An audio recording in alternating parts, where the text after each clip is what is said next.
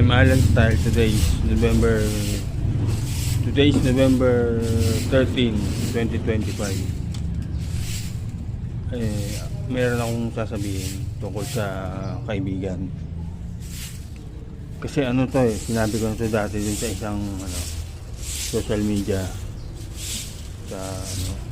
Kaso nag-delete sila doon. Nag-delete ng mga vlog. Tapos ng 30 days i-delete nila. Kaya sasabihin ko ulit ito dito. Re-record ko ulit. Tungkol dun sa kaibigan. Kung anong klase ka ng kaibigan. Tunay ka bang kaibigan? O ikaw yung kaibigan na kapag may kailangan lang tsaka ka nandiyan dyan. O kaya pag nakikinabang ka lang tsaka ka lang magiging kaibigan, tsaka ka lang nandyan. O kaya yung tinatawag na yung friendship nyo transactional, hindi ka tunay na kaibigan. Sa akin tunay na kaibigan ngayon, bihirang-bihira yun. Tsaka nature ng tao yun, yung pag may kailangan sila tsaka sila makiki-associate dun sa isang tao, tsaka sila makikipag-communicate. Kaya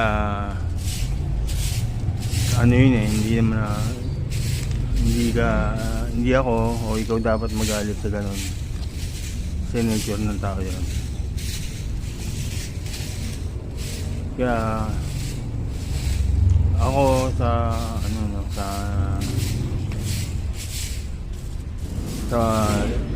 edad kong to, nung nabubuhay ako, 48 years old na ako, madami ako na ganun tao na kaibigan na transactional ang pakikipagkaibigan sa kanila. Ang daming beses ko na kumontak ng mga tao, lalo na may landline kami, maski na ngayon, hanggang ngayon. Ibig ko sabihin ngayon, medyo binago ko na, kasi nalaman ko na yung ginagawa ng mga tao, kung anong klaseng kaibigan sila. Pero nung may landline kami noon, talagang ako yung contact ng contact. Hindi, ang tawag mo doon, nagpapakumbaba ako noon, di ba?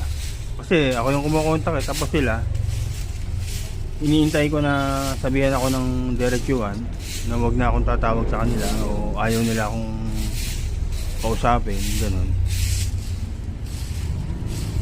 Eto may kasunod pa to tungkol dito sa friendship na sinasabi ko.